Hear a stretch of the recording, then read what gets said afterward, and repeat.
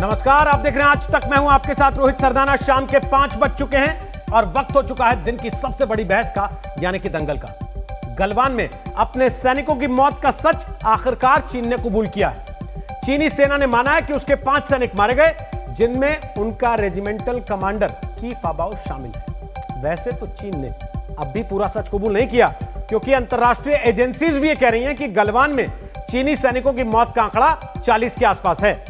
यह कबूलनामा ऐसे वक्त में है जब चीन पैंगोंग से पीछे हटा है और देप्सोंग समेत अन्य तनाव वाले इलाकों पर बातचीत करने के लिए कल टेबल पर दोनों देशों के अधिकारी मौजूद होंगे। लेकिन दंगल में हमारा सवाल चीन की हरकतों पर कम और देश की सियासत पर ज्यादा है। क्या अब चीन की अकड़ ढीली पड़ने के बाद विपक्ष का शक दूर होगा? क्या गलवान झड़प को लेकर सियासत अब बंद होगी? दंगल की आज की बहस हम शुरू करें, उसके पहले आपको एक रिपोर्ट दिखाते हैं। गलवान की हार चीन को स्वीकार।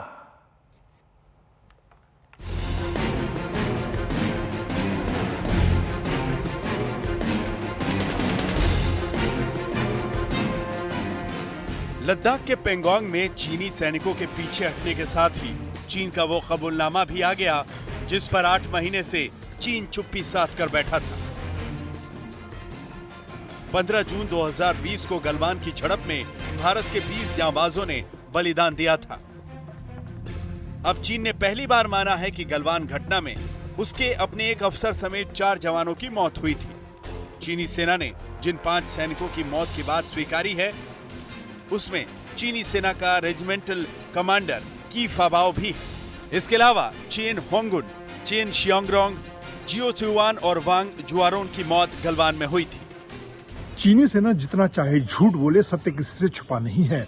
जून 2020 में गलवान की खूनी भिड़ंत के दौरान चीनी हमले का जवाब देते हुए भारतीय सेना ने उसी की भाषा में उसे मुंहतोड़ जवाब दिया था, जिसमें 20 भारतीय सैनिक शहीद हुए, जबकि चीन के 40 से ज्यादा सैनिक मारे गए। चीन ने गलवान का सच बताया, लेकिन ये अधूरा है, या यूं कहें कि एक तरह से झूठा है, क्योंकि रूसी समाचार एजेंसी तास के मुताबिक गलवान की हिंसक झड़प में कम से कम 45 चीनी सैनिक मारे गए थे। इससे पहले अमेरिका की न्यूज वेबसाइट यूएस न्यूज ने अमेरिकी खुफिया एजेंसी के हवाले से बताया है कि गलवान की हिंसक झड़प में चीन के 35 जवान मारे गए थे। 15 जून 2020 को गलवान घाटी में हुई हिंसा के लगभग 8 महीनों बाद चीन ने यह तो माना कि गलवान घाटी में उसके सैनिक मारे गए, लेकिन चीन अभी भी पूरा सच नहीं बोल रहा है। चीन ने यह माना कि एक कमांडर समेत उसके 5 सिपाही गलवान घाटी में मारे गए, जबकि सच्चाई रूसी एजेंसी तास के मुताबिक यह है कि चीन के 45 सिपाही गलवान घाटी में मारे गए थे। भारत के भी 20 योद्धाओं ने गलवान घाटी में चीन को पीछे खदेड़ने में अपने प्राणों का सर्वोच्च बलिदान दिया। इससे पहले केंद्रीय मंत्री और भारत के पूर्व सेना प्रमुख जनरल रिटायर्ड वीके सिंह ने अनुमान लगाया था कि चीन के कम से कम 40 सैनिकों की मौत हुई थी। वो आपको कभी नहीं बताएगा कि उनके कितने लोग हताहत हुए, कितने लोग मरे, कितने लोग नहीं मरे। लेकिन जिस तरीके से लोग बाग पानी में गिरे थे या पत्थर से गिरे थे या हमारे लोगों ने जिनकी गर्दनें तोड़ी थी, उसका अगर आकलन किया जाए तो जो एक शुरू के अंदर एक जो संख्या आई थी 40 से ज्यादा की, वो संख्या सही है।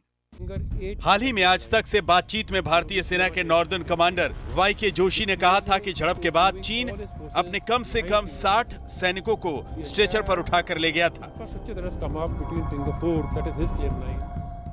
बहरहाल, जब चीन ने 5 सैनिकों की मौत का सच स्वीकारा है, तो सवाल है कि क्या विपक्ष का संदेह दूर होगा, जबकि भारत सरकार का दावा है कि चीन के सामने भारत मजबूत बना रहा।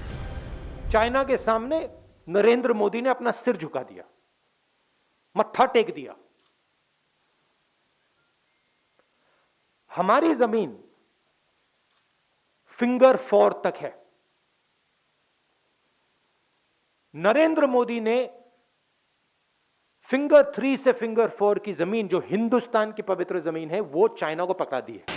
सभापति महोदय, मैं इस सदन को आश्वस्त करना चाहता हूं कि इस बातचीत में हमने कुछ भी खोया नहीं है। सभापति महोदय, अब तक की बातचीत के बाद चीन भी देश की संप्रभुता की रक्षा के हमारे संकल्प से पूरी तरह और अच्छी तरह अवगत है। बहरहाल अब चीन जब डिसएंगेजमेंट कर रहा है तो भारत चीन के कमांडर 10वें राउंड की बातचीत के लिए शनिवार को मोल्डो में बैठेंगे। लद्दाख से गौरव सावंत के साथ मंजीत नेगी, दिल्ली आज तक।